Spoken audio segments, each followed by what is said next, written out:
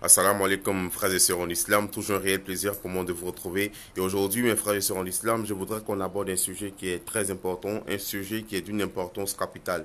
Il s'agit du fait d'être jaloux de son frère, d'être jaloux de la réussite de son ami. Mon frère, ma sœur en islam, il faut savoir que le musulman, le vrai musulman, et le prophète nous dit sallallahu alayhi wa sallam, il dit, vous ne serez vraiment croyant que lorsque vous aimerez pour les autres ce que vous aimez pour vous-même. Donc le croyant, il doit être content pour le bonheur des autres. Il doit être content de voir son frère, son ami, son voisin dans le bonheur. Il ne doit pas être celui-là même qui est aigri. Il doit être celui-là qui est d'accord avec les décisions de Dieu. Parce que si ton voisin a plus d'argent que toi, c'est la volonté de Dieu. Si ton ami a plus de diplômes que toi, c'est la volonté de Dieu. Si ton ami a plus de réalisations que toi, c'est la volonté de Dieu. À quoi sert d'être jaloux de ton frère? À quoi sert d'être jaloux de ton voisin, de ton ami et tout? Non, mon frère, ma soeur en islam, quand tu es musulman, tu dois être content de ce que tu as. Tu ne dois jamais envier ton frère, tu ne dois jamais envier qui que ce soit. Au contraire, lorsque tu vois un ami, un frère qui est dans la difficulté, que tu peux l'aider de sorte à ce qu'il ait une situation meilleure, n'hésite pas, mon frère, ma soeur en islam. Parce que, je vous assure, Allah dit, ne concurrencez pas dans la recherche des choses matérielles de ce bas monde, parce que ces choses-là sont éphémères, mais concurrencer dans l'accomplissement des bonnes œuvres. C'est dans ça qu'on doit concurrencer. On doit faire l'effort de se surpasser, de se dépasser. Dans quoi? Dans l'accomplissement des bonnes œuvres, dans les œuvres d'adoration, dans la prière, dans le jeûne. Je dois dire non, moi je dois jeûner plus que lui. Et ça c'est en secret. Je dois prier plus que lui. Je dois me réveiller la nuit pour prier sans que personne ne le sache.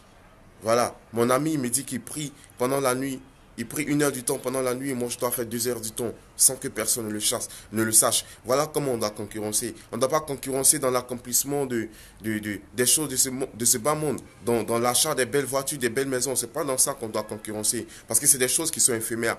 Tôt ou tard, on part, on laisse tout ça derrière nous. Mais accomplissons les bonnes œuvres et concurrençons dans l'accomplissement des bonnes œuvres. Entraidez-vous dans l'accomplissement des bonnes œuvres. C'est ce que Allah nous dit dans le Coran. C'est pourquoi mon frère, ma soeur en islam, s'il y a un peu de jalousie dans ton cœur, si il y a de l'aigreur dans ton cœur, s'il y a la méchanceté dans ton cœur, c'est le moment de désactiver tout ça. C'est le moment de te repentir, de demander l'aide, l'assistance d'Allah subhanahu wa ta'ala, afin qu'il enlève tous ces sentiments de haine, de méchanceté, de jalousie dans ton cœur et qu'il te rende meilleur. Parce que mon frère, ma soeur en islam, personne ne deviendra bon musulman tant qu'il aura la haine dans son cœur, tant qu'il aura l'orgueil dans son cœur, tant qu'il aura la jalousie dans son cœur, tant qu'il aura l'envie dans son cœur. Mon frère, ma soeur en islam, il ne faut pas envier qui que ce soit. Chacun n'a que ce qu'il mérite. Et chacun doit rendre gloire à Allah subhanahu wa ta'ala pour ce qu'il a et même pour ce qu'il n'a pas. Parce que Allah, il sait mieux.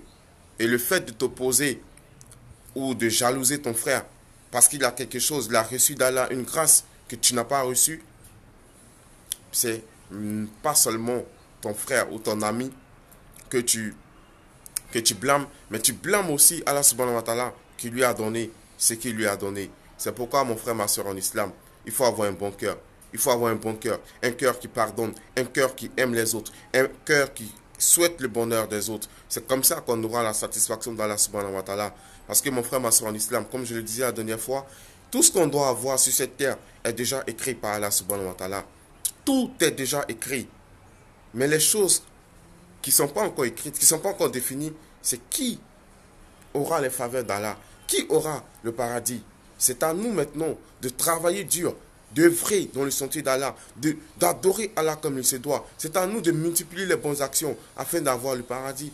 Voilà mes frères et sœurs en islam. Mais tu auras une belle voiture, c'est déjà écrit. C'est Allah qui te donne, c'est même pas ton effort. Tu seras millionnaire, c'est Allah qui te fait grâce, ce n'est pas ton effort. Il y a des gens qui sont plus intelligents que toi. Ils n'ont pas d'argent. Il y a des gens qui ont plus de diplômes que toi. Ils sont au chômage. Il y a des gens qui sont plus intelligents que toi. Ils sont au carreau. Mais quand tu es riche, quand tu as de belles voitures, de belles maisons, quand tu as tout ce que tu souhaites, c'est une grâce d'Allah. Ce n'est pas parce que tu es mieux que les autres, mais c'est Allah qui t'a choisi et il t'a donné ces choses.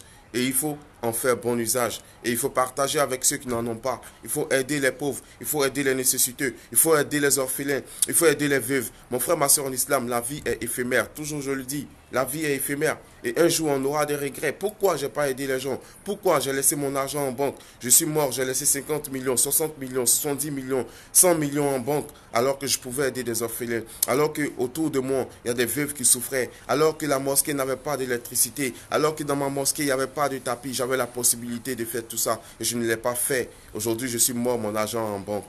Et ça me sert à quoi? Mon frère, ma soeur en islam, tu as l'argent aujourd'hui, tu peux aider les pauvres, aide les pauvres. Ne crains pas la pauvreté. Ne crains pas la pauvreté. C'est Allah qui donne la richesse, c'est Allah qui rend pauvre. Qui il veut. Le jour Allah il veut, il te donne. Le jour il veut, il te répond. C'est comme ça.